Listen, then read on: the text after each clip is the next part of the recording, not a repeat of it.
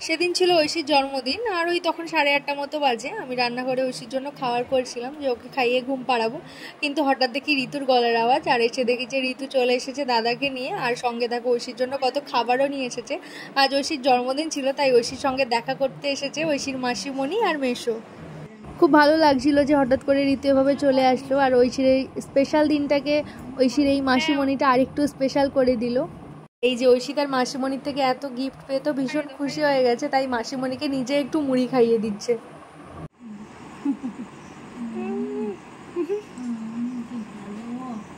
যে মানুষগুলো আমাকে ভালোবাসে, আমার সন্তানকে ভালোবাসে, আমিও তাদের খুব ভালোবাসি। আর ঋতু বরাবরই সবসময় যে কোনো সমস্যায় পড়লে আমাকে সব সময় হেল্প করেছে। তো ভগবানের কাছে শুধু এইটুকুই চাইবো যাতে আমাদের বন্ধুত্বটা সবসময় অটুট থাকে।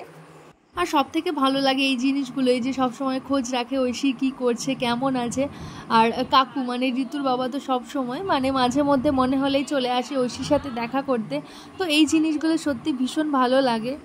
আর এই যে ঐশীর মাসিমণি ঐশীর জন্য কি কি নিয়ে এসেছে চলো সেটাই তোমাদেরকে দেখায়। এই যে একটা চকলেট নিয়ে এসেছে, আর একটা নিয়ে এসেছে বড় আইসক্রিম বার, আর নিয়ে এসেছে ঐশীর জন্য একটা সুন্দর জামা। তো জামাটা কিন্তু ভীষণই সুন্দর লাগছিল, তাই আমি দেরি না করে ঐশীকে পরিয়েও দিলাম।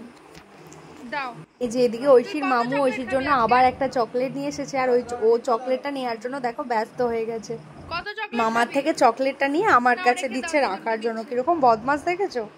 জামাটা পরে আমার ঐশী রানীকে কেমন লাগছে সেটা কিন্তু অবশ্যই তোমরা কমেন্ট করে জানিও। আর নতুন জামা পরে ঐশী কেমন নাচছে দেখো। আর আজকের ভিডিওটা এই পর্যন্তই। ভিডিওটা তোমাদের কেমন লাগলো অবশ্যই কমেন্ট করে জানিও।